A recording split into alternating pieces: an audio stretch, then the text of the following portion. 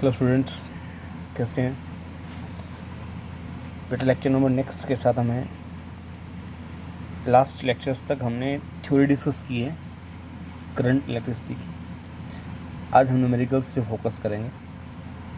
Means अगले 2 दिन लगातार न्यूमेरिकल्स पे ही बात करेंगे हम लोग। फर्स्ट जो आपके पास टॉपिक था I equal to D Q by D T और Q equals to I into D T. मैं आपको एक एक सैम्पल क्वेश्चंस करवा रहा हूँ। बाकी आपके पास जो भी हेल्पिंग बुक है तो NCERT की, वहाँ से आप कर सकते हो। प्रोसेस क्या है वो देख लें एक बार बेटा।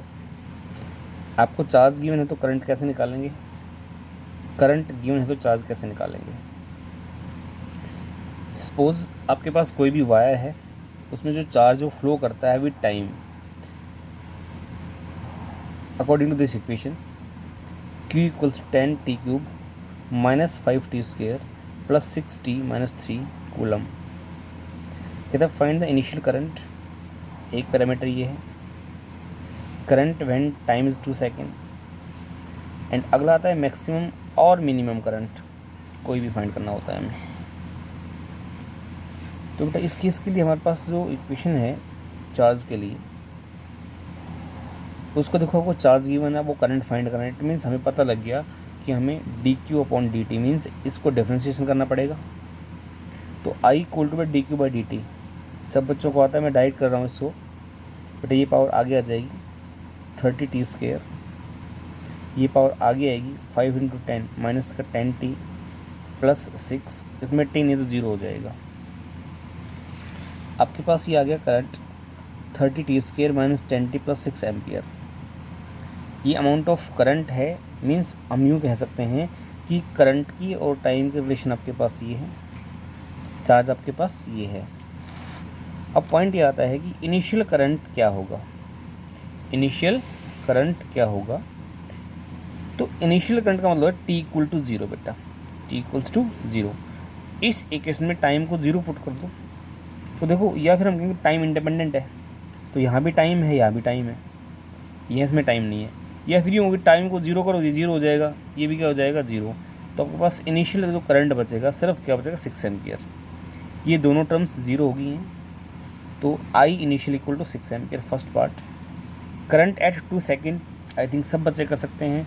इस इक्वेशन में t equal to 2 second put कर दें आप लोग, तो जब t को 2 सेकेंड पुट करोगे तो 30 2 का square 4 minus 10 into 2 plus 6 120 minus 20 plus 6 equal to 106 ampere. बेटा ये आपके पास आ गया 106 एम्पियर करंट आ गया 2 सेकेंड के बाद। अगला था करंट मैक्सिमम और मिनिमम फाइंड करो। बेटा अगर करंट आपको मैक्सिमम फाइंड करना है तो पहले ये पता होना चाहिए कि कितने टाइम पे करंट मैक्सिमम होगा। मीन्स अगर आपको करंट निकालना है मैक्सिमम तो उस केस में मतलब जब आपको करंट निकालना है मैक्सिमम तो टाइम निकालना पड़ेगा किस टाइम पे करंट मैक्सिमम होता है। बेटा अगर करंट मैक्सिमम है तो ये बात आपको बार बार पढ़ा रखी है कि कोई भी फंक्शन मैक्सिमम या फिर मिनिमम है उसका डिफ्रेंशिएशन 0 होता है, D I upon D T equals to 0। तो जो इक्वेशन फर्स्ट है हमारे पास ये वाली 30t square minus 10t plus 6, इसको डिफ्रेंशिएट करेंगे बेटा। जब डिफ्रेंशिएट करो 2 पावर आगे आ जाएगी, ये हो जाएगा 60t माइनस 10, क्योंकि इसमें आपके पास t नहीं है तो 0 हो जाएगा। सिर्फ क्या आ गया 60t और माइनस 10, यहाँ पे देखें 60t माइनस 10 इक्वल्स टू 0। फिर 10 उधर चला जाएगा, प्लस का हो जाएगा t इक्वल टू 1/6। यहाँ हमारे पास क्या आ गया t इक्वल टू 1/6 सेकेंड हमारे पास मेरा टाइम आ गया है। मीन्स इस टाइम पे करंट मैक्सिमम है। तो जो करंट की इक्वेशन है उसमें टाइम की वैल्यू पुट कर दें। करंट की हमारे पास ये है 30t square minus 10t plus 6। जब यहाँ पे आप t की वैल्यू 1/6 पुट करोगे और उसको सोल्व करोगे तो सॉल्यूशन उसका मैंने यहाँ पे कर रखा है। जो आपके पास आंसर आएगा on solving that will be 186 ampere, 186 ampere. बेटा इसके पास ये करंट आएगा। ये कौन सा करंट है, मैक्सिमम करंट है सर्किट के अंदर, इतना करंट उसमें फ्लो करेगा। आई थिंक सब बच्चे समझ गए होंगे। Number second problem, the amount of current flowing through a wire varies with time as I equals to I naught alpha T, यहाँ पे आपको कुछ भी इक्वेशन मिल सकती है। I equal to I naught alpha T बेटा मैंने दे दिया है कि टाइम के साथ करंट आपका ऐसे वेरी कर रहा है, तो आप लोगों को फाइंड करना है कि इसमें चार्ज कितना फ्लो करेगा 2 सेकेंड में। Find the amount of charge in 2 seconds, 2 second में चार्ज निकालना है।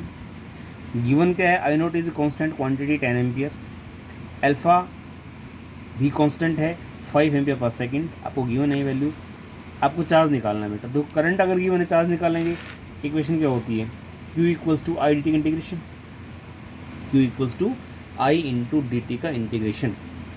अब Q इक्वल्स टू टाइम कहाँ से कहाँ, फर्स्ट 2 सेकेंड मीन्स 0 से 2 सेकेंड, फर्स्ट 2 सेकेंड मतलब कि 0 से लेकर और 2 second, I not plus alpha T into D T बेटा।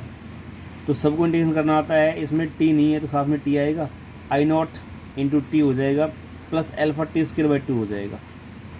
इंटीग्रेशन पर्सन में सिखा रखा है सब बच्चों को, आई नॉट प्लस एल्फा टी, तो बेटा यहाँ पे डी टी था, मल्टीप्लाई दोनों से, ये आएगा इंटीग्रेशन आएगा 0 से लेकर टी। अब आई नॉट की वैल्यू कितनी है 10, टाइम की वैल्यू कितनी है 2 प्लस एल्फा 5, टी 2 का स्क्वायर 4/2, सोल्व करने पर कितना आएगा 30 कूलम। मतलब पहले 2 सेकंड में अगर करंट की इक्वेशन ये है तो पहले 2 सेकंड में जो चार्ज फ्लो करेगा that will be 30 coulomb. Units अलग अलग बेटा मिल सकते हैं आप लोगों को, मैंने एक प्रोसेस आपको समझाया है कि जो क्वेश्चंस आपके हैं उनको इस हिसाब से हम सोल्व करेंगे। अब आता है question number next, drift velocity का कॉन्सेप्ट इसमें यूज़ करने वाले हैं बेटा। Find the total linear momentum of the electrons in conductor of length 1000 metre carrying a current of 70 ampere. अब प्रॉब्लम्स क्या है कि मोमेंटम तो जी +1 में पढ़ रखा हमने, तो देखो +1 के टॉपिक पीछे नहीं छोड़ेंगे आप लोगों का। Find the total linear momentum, अब मोमेंटम का फॉर्मूला पता होना चाहिए, वो क्या होता है, momentum equal to mass into velocity. Mass किसका, अगर सिंगल इलेक्ट्रॉन की बात होती तो बेटा एक का मास यूज़ कर लेते, लेकिन यहाँ तो इलेक्ट्रॉन्स लिखा है, इट मीन्स इलेक्ट्रॉन्स कितने होंगे। अगर हम इलेक्ट्रॉन हमारे पास n है तो मोमेंटम आएगा P equals to n mass of electron. m e क्या है, mass of electron, n is the total number of electrons, n is the total number of electrons, m is mass of electron, vd is drift velocity. भाई velocity of electrons in the conductor is equal to vd होती है, तो P equals to n total number of electrons. अगर मैं इसको ऐसे लिख दूँ n इंटू ए इंटू एल, n क्या है, number density of electron means electron in unit volume, और वॉल्यूम से मल्टीप्लाई कर दिया तो बेटा आपके पास n बन जाएगा, ये वाला बोलो n बन गया NaL, mass as it is है, इनटू में Vd। अब Vd की वैल्यू भाई I इक्वल टू NeA/Vd होता है, I इक्वल टू क्या होता है NeA/Vd, तो बेटा Vd वहाँ से I/NeA हो जाएगा। तो मैं Vd की वैल्यू ये पुट कर दूँ यहाँ पे लाके, तो ये वाला पार्ट NaL M तो सेम है, Vd की जगह मैंने क्या पुट किया है I/NeA, N से N कैंसिल, A से A कैंसिल, ऊपर बच गया MLI/E,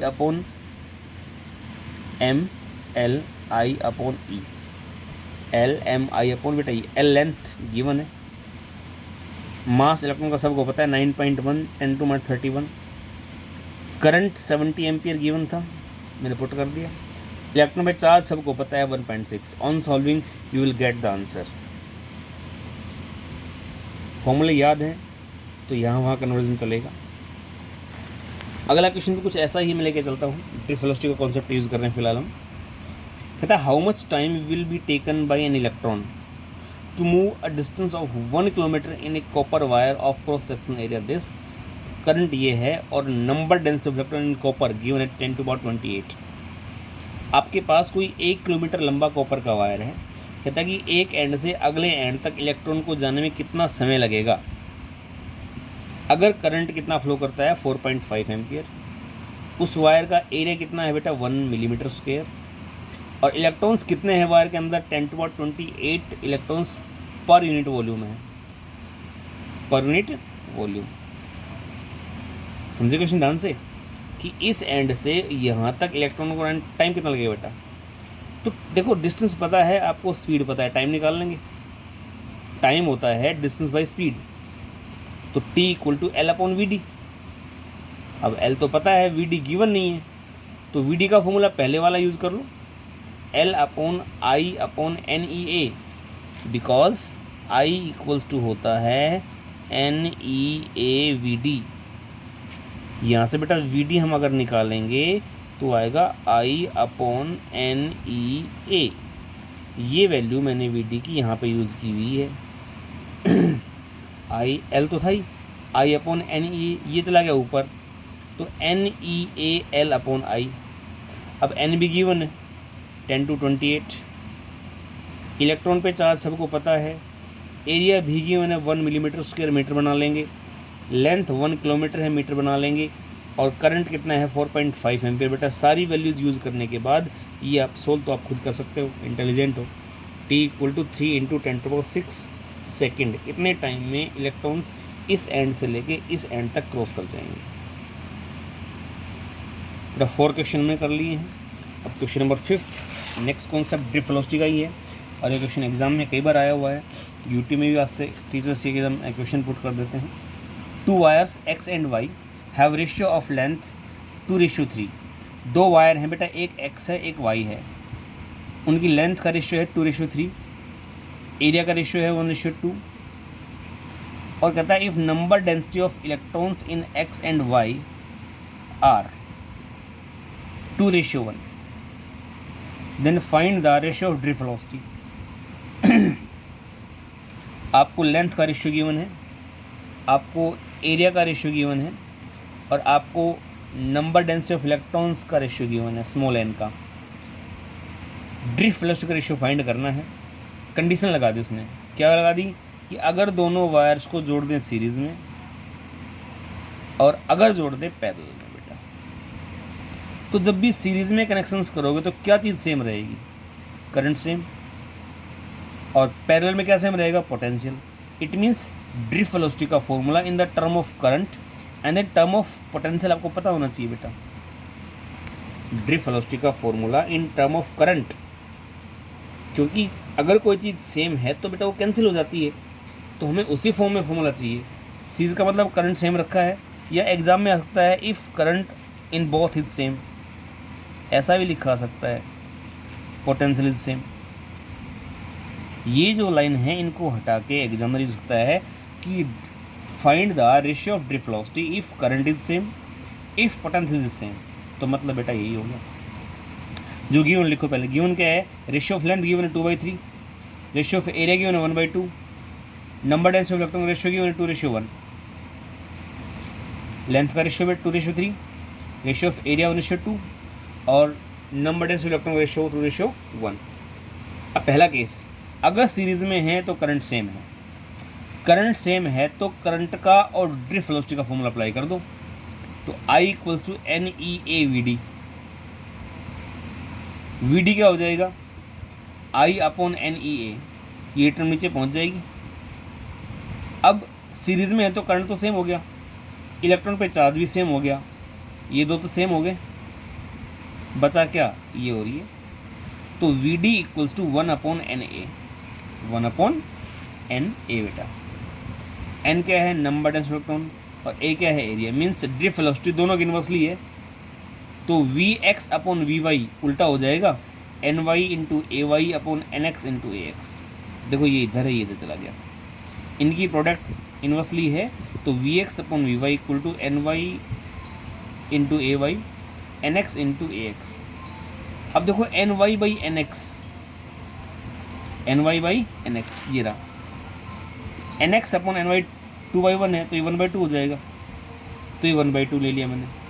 AY बाई AX, ये देखो ये 1/2 था, उल्टा हो जाएगा 2/1, 2/1, 2 टू कट जाएगा 1:1। तो पहले वाले केस में अगर करंट सेम है तो ड्रिफ्ट वेलोसिटी का रेशियो रहेगा 1:1। इसका मतलब क्या है, ड्रिफ्ट वेलोसिटी भी सेम रहेगी बेटा। पार्ट नंबर 2, सेकेंड पार्ट आपके पास क्या है, सेकेंड पार्ट जो आपके पास है वो कहता है फॉर द पैरेलल कॉम्बिनेशन, अगर वायर्स को जोड़ दे पैरेलल में, यानी कि पोटेंशियल सेम रहेगा, अब ड्रिफ्ट वेलोसिटी का फॉर्मूला लिखना है इन टर्म ऑफ पोटेंशियल। तो बेटा वी डी इक्वल्स टू आ गया E into E upon M into tau.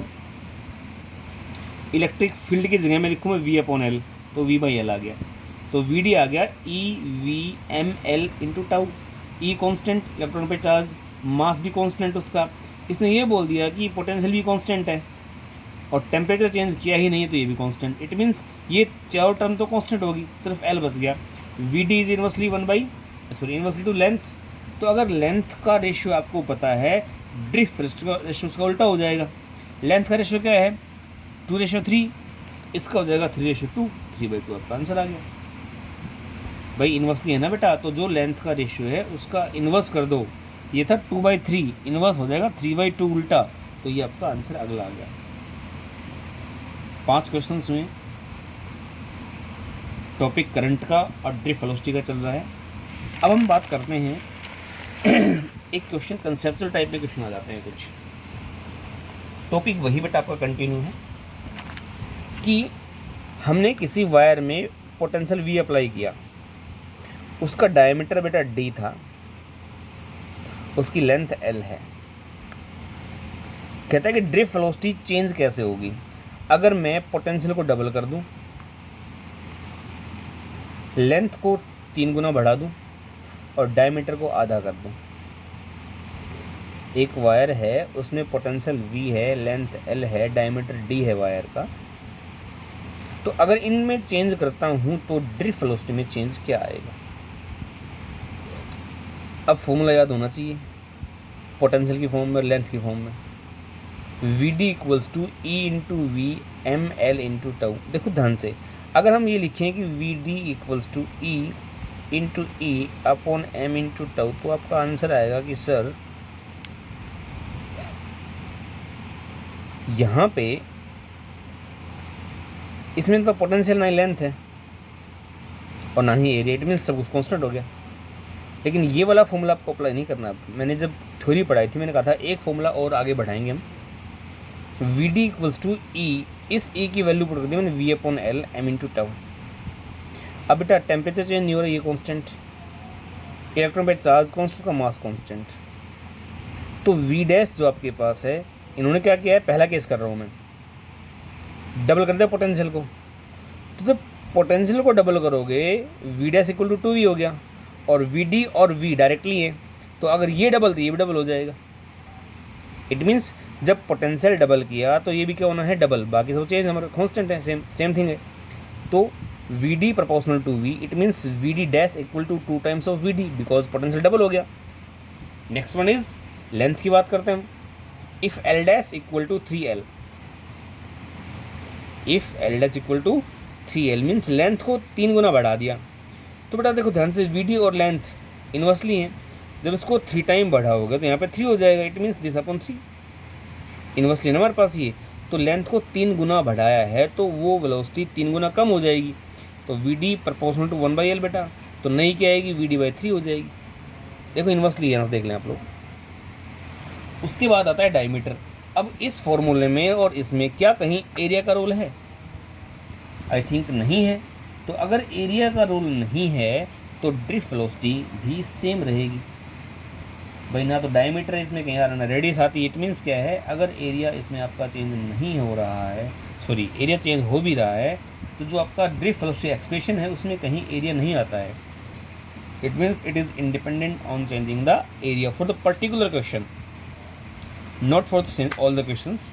कुछ क्वेश्चंस में करंट फ्लो करवा देते हैं, इन्होंने करंट का इसमें कोई रोल प्ले नहीं किया, करंट कितना फ्लो कर रहा है कितना नहीं फ्लो कर रहा है। ठीक है बेटा, अब हम क्वेश्चन नंबर नेक्स्ट में आएंगे और ऐसे ही क्वेश्चन करेंगे, उसमें थोड़ा कन्फ्यूजन आपका दूर हो जाएगा कि ड्रिफ्ट वेलोसिटी जो है डिपेंड एरिया पे करती भी और नहीं भी करती, डिपेंडिंग ऑन द कंडीशंस की कौन सी कंडीशंस आपने अप्लाई कर रखी हैं। चलो question number next, 7th question. एक ही वायर है आपके पास, कोई भी मेटेलिक वायर है, इसका एरिया नॉन यूनिफॉर्म है बेटा। मतलब मैंने 2 एंड ले लिए, A1 A2, A1 is less than A2, यहाँ से ऐसे। तो कहता है अगर आपके पास कोई मेटेलिक वायर है जिसका area cross section non uniform है, उसमें स्टेडी स्टेट की बात करता हूँ मैं। स्टेडी स्टेट की बात करता हूँ। अगर वायर आपके पास है, उसका एरिया नॉन यूनिफॉर्म है, तो कहता है कुछ क्वांटिटीज़ आपको दे रखी हैं, उनमें से क्या क्या क्वांटिटी सेम रहेगी। तो आपको आंसर तो सिर्फ लिखना होता है कि सेम रहेगी कि नहीं, लेकिन मैंने इसको एक्सप्लेन कर रखा है कि क्यों और कैसे चेंज होगी। रीज़न पता होना ज़रूरी है। आप सब लोग अच्छे से पता है कि फिजिक्स में सीधी बातें पूछते नहीं हैं, लास्ट में एक वर्ड बोल देते जस्टिफाई योर आंसर। अब जस्टिफिकेशन कहाँ से लेके आएंगे? तो इसके लिए मैं पहले सब कुछ एक्सप्लेन कर दिया है, क्वेश्चन आपके पास कैसा भी आता है। इसने पूछा करंट के बारे में कि अगर एरिया नॉन यूनिफॉर्म है तो करंट पे क्या इफेक्ट पड़ेगा, करंट डेंसिटी चेंज होगी कि नहीं होगी, इलेक्ट्रिक फील्ड चेंज होगा कि नहीं होगा, ड्रिफ्ट वेलोसिटी चेंज होगी कि नहीं होगी। हो सकता है इसमें रेजिस्टेंस भी जोड़ दे, रेजिस्टिविटी भी जोड़ दे, है ना। सारे इफेक्ट पढ़ा रखे हैं। फिलहाल मैं 4 केस लेके चल रहा हूँ। ये current, current density, electric field, drift velocity, और अगर एग्जामिनर चाहे तो रेजिस्टेंस का नाम भी ले सकता है यहाँ पे, रेजिस्टिविटी का नाम भी ले सकता है यहाँ पे, है ना। तो पहला केस बेटा करंट की बात करते हैं। अगर स्टेडी स्टेट की बात है, किसकी बात है? Steady, it means current constant हो चुका है, तो जितना चार्ज यहाँ से एंटर करेगा उतना यहाँ से बाहर निकलेगा, और जो चार्ज यहाँ से जा रहा है वही वहाँ से, इसका मतलब चार्ज तो सेम फ्लो कर रहा है, तो करंट भी क्या रहेगा? सेम रहेगा। स्टेडी स्टेट में करंट कांस्टेंट हो गया है, इट मीन्स जितना चार्ज एंटर यहाँ से उतना ही चार्ज यहाँ पे निकल जाएगा बाहर, तो करंट यहाँ भी उतना ही होगा और यहाँ भी करंट उतना ही होगा। I1 इक्वल्स टू I2 पहला क्वेश्चन। अगला है करंट डेंसिटी के बारे में बताओ भाई। करंट डेंसिटी क्या होती है? करंट अपॉन एरिया बेटा। अब करंट तो मैंने बोल दिया कांस्टेंट है, it means current density depend area पे करेगी इन्वर्सली। ये तो कांस्टेंट हो गया करंट तो जो करंट डेंसिटी है वो इन्वर्सली वेरी करेगी एरिया के साथ। जितना एरिया ज़्यादा होगा उतनी ही करंट डेंसिटी कम होगी। मतलब अगर वायर आपके पास मोटा है, थिक वायर है, तो करंट डेंसिटी कम मिलेगी। लेकिन देखो वायर पतला है या वायर मोटा है, करंट हर बार सेम रहेगा, यहाँ भी और यहाँ भी। ये इन्वर्सली है, as A1 is less than A2, तो उल्टा कर दो J1 is more than J2। Electric field same रहेगा, charge same, electric field same. Drift velocity, अब पहले वाले क्वेश्चन में ड्रिफ्ट वेलोसिटी में तो एरिया का रोल मैंने यूज़ नहीं किया है ना बेटा, लेकिन इसमें हम यूज़ क्यों कर रहे हैं? उसमें सिर्फ उसने कहा था कि हम जो पैरामीटर्स चेंज कर रहे हैं कि लेंथ और डायमीटर और वी, इसमें क्या हो गया ऐसा? उसमें उन्होंने करंट की कोई कंडीशन नहीं कि करंट फ्लो कर रहा है कि नहीं कर रहा है। यहाँ पे करंट डेंसिटी की बात हो रही है, तो J इक्वल टू NEVD। भाई करंट में ड्रिफ्ट वेलोसिटी में और करंट डेंसिफिकेशन जो होती है J इक्वल टू NEVD बेटा। यहाँ से VD निकाल दो, J अपॉन NE।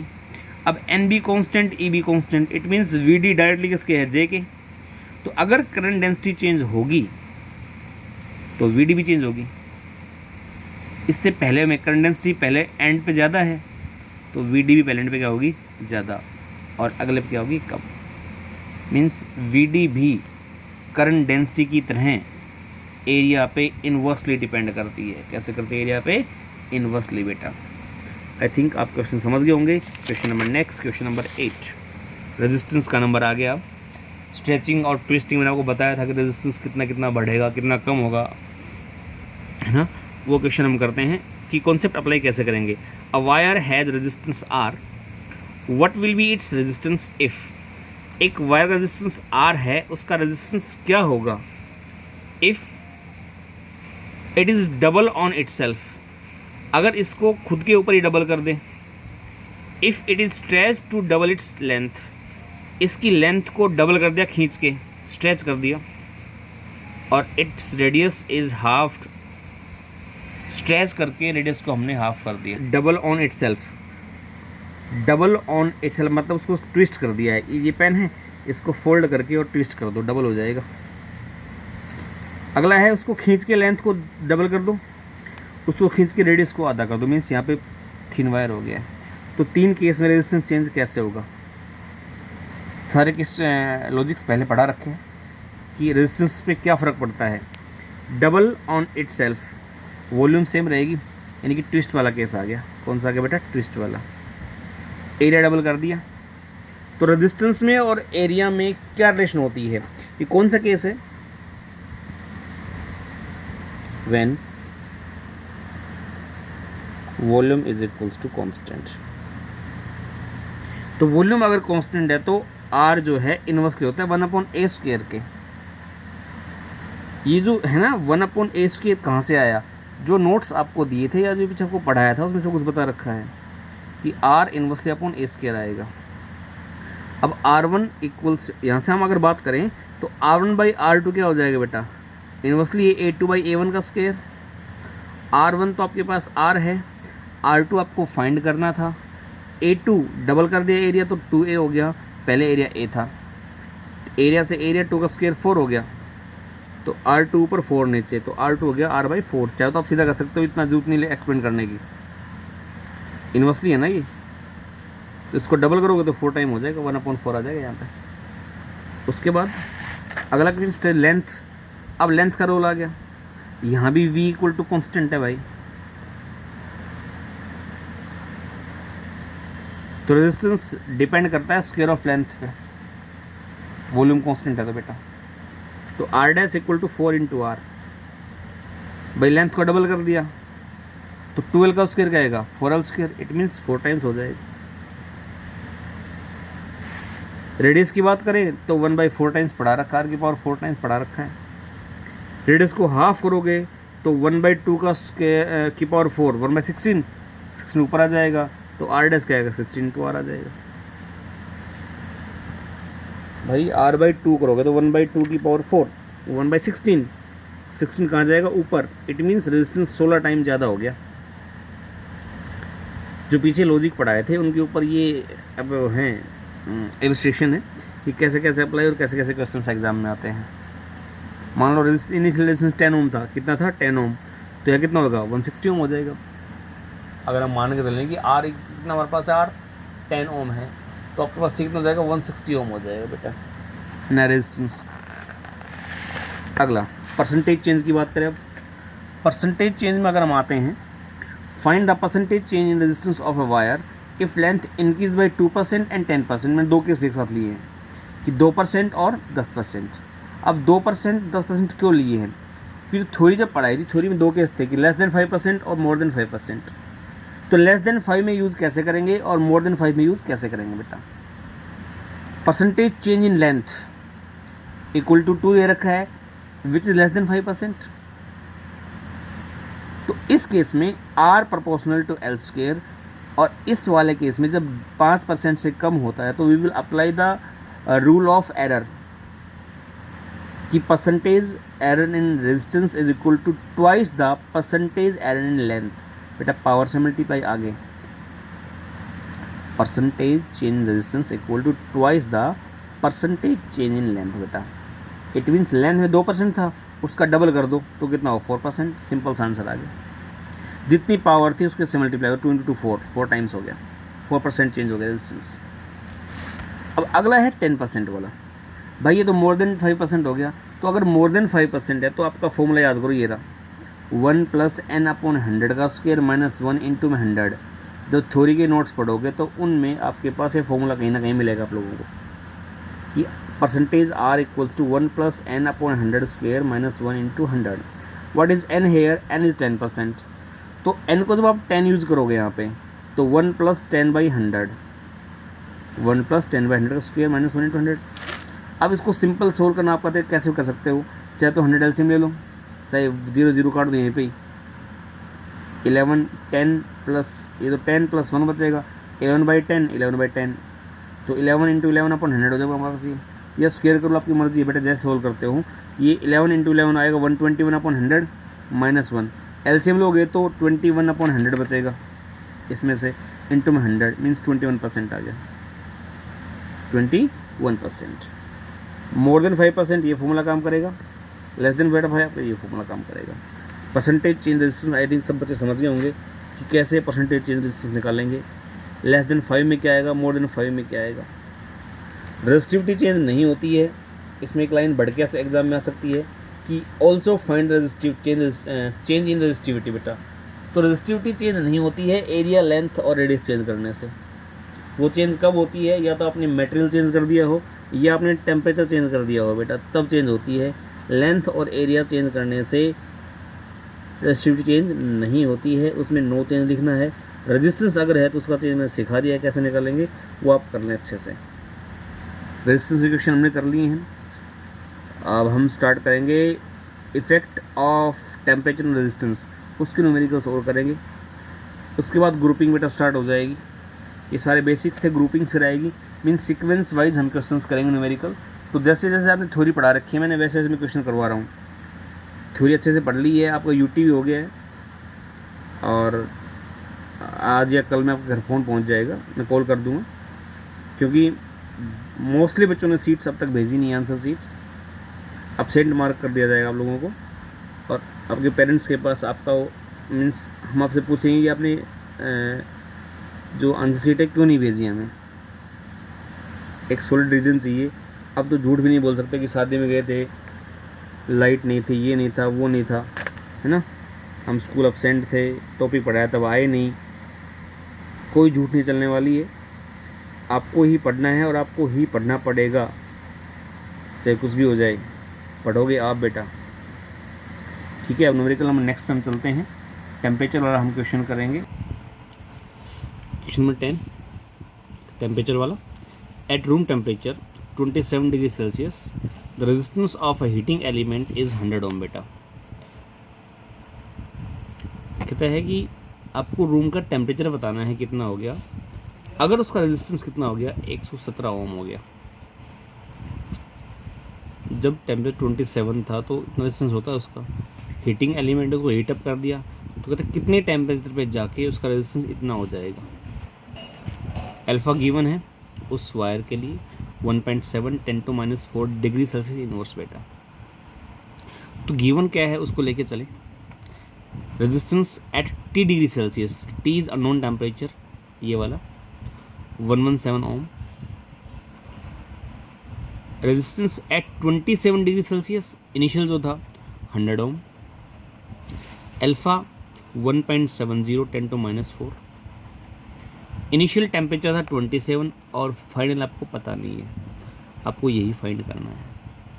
तो अल्फ़ा का फॉर्मूला क्या बता रखा है आपको, DR means change in resistance upon change in temperature, और 1 अपॉन इनिशियल रेजिस्टेंस। जब आपने रेफरेंस लेवल की बात कर रहा हूँ मैं, जब रेफरेंस जहाँ से आपने स्टार्ट किया रीडिंग्स, तो DT को यहाँ ले लो, अल्फ़ा को वापस नीचे ले लो, तो DT equal to DR upon alpha नीचे आ जाएगा, R0 ये आपका है ही, तो DR अल्फ़ा R0। DR का मतलब रेजिस्टेंस में चेंज क्या होगा, दिस माइनस दिस, तो RT minus R27, alpha as it is, और R रेफरेंस क्या था आपका 27 का था, तो R27 बेटा। 117 माइनस 100 अल्फ़ा की वैल्यू, और R27 100 आपके पास है ही। ठीक है, तो डिफरेंस आएगा 17, ये डेसिमल हटेगा तो ये 100 ख़त्म हो जाएगा, और पावर ऊपर जाके प्लस की हो जाएगी, तो 17 इंटू 10⁴ अपॉन 170 बेटा। एक जीरो इधर आ जाएगी, 170 अपॉन 1 हो जाएगा, और 3 जीरो आपके पास बच जाएंगी, 10⁻³ हो जाएगा।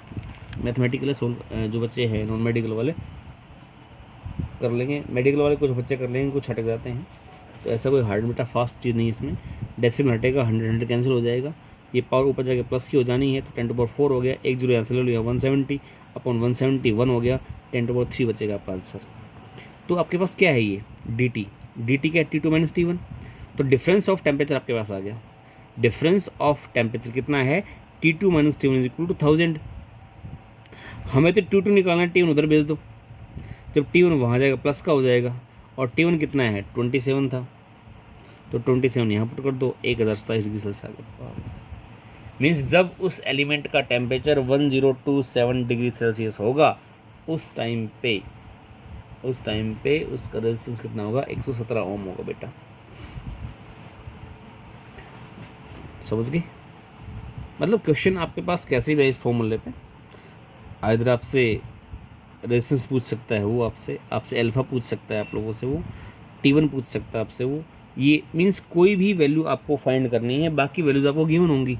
तो फॉर्मूला आपका ये है ही, एक वैल्यू अननोन है उसको फाइंड कर सकते हैं। जो भी मेन फॉर्मूले हैं थ्योरी में आपको लिखवा रखे हैं मैंने, NCERT क्वेश्चंस हैं वो कवर कर लेना, 2-3 क्वेश्चन होंगे NCERT में इस टॉपिक पे, अच्छे से कवर हो जाएंगे। अब क्वेश्चन नंबर नेक्स्ट, एक वायर का रेजिस्टेंस R है, उसका थर्मल कोफिशिएंट अल्फा है। एक वायर और है, उसका रेजिस्टेंस 3R है, उसका कोफिशिएंट थर्मल कितना है, 2 अल्फा है। कहता है अगर दोनों वायर्स को आपस में जोड़ दें तो इफेक्टिव निकालना है थर्मल कोफिशिएंट कितना, अल्फा इफेक्टिव कितना आएगा, effective value of the thermal coefficient. अब जोड़ा कैसे उनको, एक बार तो जोड़ दिया सीरीज में, फिर जोड़ दिया पैरेलल में, means once they are connected in series and then they are connected in parallel बेटा। तो सीरीज और पैरेलल का केस हम करेंगे। सीरीज में इक्विवेलेंट रेजिस्टेंस क्या होता है, डायरेक्ट सम होता है, आर इक्विवेलेंट टू होता है R1 प्लस R2, दोनों को ऐड कर देंगे। पैरेलल में क्या होता है, R1 R2 upon R1 plus R2। तो R1 at T degree Celsius and R2 at T degree Celsius, जब टेम्परेचर बढ़ेगा तो रेजिस्टेंस की वैल्यू क्या हो जाएगी बेटा, तो R1 तो होगा R1 plus alpha T, R2 होगा 3R1 प्लस 2 अल्फा टी। मैंने इक्वेशन यूज कौन सी की है, R T equals to R not 1 plus alpha T बेटा। तो R नॉट पहले के लिए तो R था इनिशियल रेजिस्टेंस, गिरा अल्फा की जगह अल्फा यूज़ कर लिया। सेकेंड वाले केस के लिए R नोट कितना था, 3R बेटा, तो यहाँ पे 3R आ गया यहाँ पे इस जगह पे, और अल्फा था 2 अल्फा, तो यहाँ पे 2 अल्फा हो गया। अब दोनों को ऐड कर दो, डायरेक्ट सीरीज में है ना, R1 प्लस R2 जोड़ो सीधा सीधा, तो जब ऐड करोगे तो R plus alpha R T, इसको अंदर मल्टीप्लाई कर लो, R plus R alpha T, इसको भी अंदर मल्टीप्लाई कर लो, 3R plus 3 into 6 6R alpha T. अब अल्फ़ा की टर्म एक साइड में कर लो, तो 3R तो ये और एक R ये, 4R प्लस 6 ये और 1 ये 7। 4R कॉमन चला गया सब में से, मैंने 4R कॉमन, इसमें दिख तो रहा है R कॉमन है सर, लेकिन मैंने R कॉमन ना लगे 4R कॉमन क्यों लिया है बेटा, इसको मैं इक्वेट करना है इस इक्वेशन से। इसमें यहाँ पे 1 है तो 1 चाहिए, 1 के लिए यहाँ पे जो भी टर्म है सारी कॉन्स्टेंट कॉमन लेनी पड़ेगी आपको। तो मैंने 4R को कॉमन ले लिया, तो यहाँ तो 1 बच गया, 1 प्लस, अब R तो कॉमन था यहाँ पे 7/4 इंटू अल्फा टी, 4 बेटा कॉमन चला गया, 1 प्लस 7/4 अल्फा टी। अगर इसको कंपेयर करता हूँ, R not 1 plus alpha effective T, it means इसका काम तो ये कर रहा है, 1 का काम 1 कर रहा है, टी का काम टी कर रही है, लेकिन इसका काम ये कर रहा है। इट मीन्स इसकी जो वैल्यू है आपके पास आएगी, अल्फा इफेक्टिव कितना है, 7/4 अल्फा। सिंपल मैथमेटिकल रिलेशंस हैं ये। इसको आपको, इस इक्वेशन को आपको इस फॉर्म में लिखना होता है, इसको रीअरेंज करना पड़ेगा, कुछ कॉमन लेना पड़ेगा। अब इसको कंपेयर करेंगे तो आपके पास ये वैल्यू आपके पास आ जाएगी कि आपके पास आ गया 7/4 अल्फा इफेक्टिव। अगला, अगर पैरेलल में है तो R1 R2 upon R1 plus R2 बेटा। R इक्विवेलेंट का फॉर्मूला, R1 की वैल्यू ये रही, R2 की वैल्यू पुट कर दी मैंने नीचे, R1 प्लस R2 हो गया। तो इसकी वैल्यू करोगे तो 3R into R 3R square, इन दोनों मल्टीप्लाई में आ गए। ये हम नीचे पहले सोल्व कर रखा है, 4R plus 7R alpha T पहले सोल्व किया था सीरीज़ वाला। अब एक R तो नीचे से कॉमन कट जाएगा, ऊपर R है, यहाँ से R कॉमन था, ऊपर R स्क्वायर था, 3R बच गया, ये और नीचे ये बच गया। इनकी मल्टीप्लाई कर लो आपस में, जब मल्टीप्लाई करोगे तो 1 की 1 से 1, फिर इसकी इससे, फिर इसकी 1 से, और इन दोनों के आपस में, तो ये आएगा 2 अल्फा स्क्वायर टी स्क्वायर। क्योंकि अल्फ़ा बहुत स्मॉल है तो ये चीज़ स्मॉल हो जाएगी, छूट जाएगी, इसको हटा दो पीछे, सिर्फ क्या बच गया, मल्टीप्लाई करने पे ये 3 और 1 3 हो जाएगा, 2 और 1 3, तो 3R plus 9 alpha R T upon 4 plus 7। इसको अगर स्टेप को आप नहीं लिखते हो तो कोई बात नहीं है, यहाँ 3R आपका एज इज है, 1 प्लस 3 अल्फा टी, 2A और 1A, 3 हो गया। नीचे वाले में 4 कॉमन ले लो, क्योंकि हमें 1 की फॉर्म में चाहिए, वही तरीका है, 4 कॉमन ले लिया, 1 प्लस 7/4 अल्फा टी। अब इसको ऊपर लेके जाओगे बेटा, पावर -1 आ जाएगी, इसको ऊपर लेके पावर क्या आएगी, -1, 4 छोड़ दें यहीं पे ही। एक्सपेंडिंग बायनोमियली पावर बीच में आएगी, तो माइनस का हो जाएगा, ये माइनस का हो गया। एक्सपेंडिंग बायनोमियली पावर बेटा बीच में आएगी, माइनस का हो जाएगा। मल्टीप्लाई करोगे आपस में, इसकी इसके, इसकी इसकी, इसकी इसकी, इसकी इसकी, मीन्स मल्टीप्लाई करो तो ये 1 एज इट इज आ गया, ये 3 किससे करो एज इट इज आ जाएगा, फिर इसकी इससे करो एज इट इज आ जाएगा, फिर इसकी इससे करो, यहाँ स्क्वायर आएगा तो हट जाएगा वो। अब इन दोनों में से क्या बचेगा, तो एलसीएम ले लो, 4 × 3 12 -7 5 बचेगा, तो 5/4 अल्फा टी बच गया। अभी उसी फॉर्म में आ गए तो पहले था हमारे पास R equivalent equal to 3/4 1 + 5 alpha T upon 4। Compare करोगे तो अल्फा की वैल्यू कितनी 5/4 आ गई, पहले 7/4 थी। तो सीरीज और पैरेलल आपके पास दोनों मैंने करवा दी हैं। अब जो नेक्स्ट लेक्चर हम स्टार्ट करेंगे उसमें हम स्टार्ट करेंगे रेजिस्टेंस कॉम्बिनेशन पे,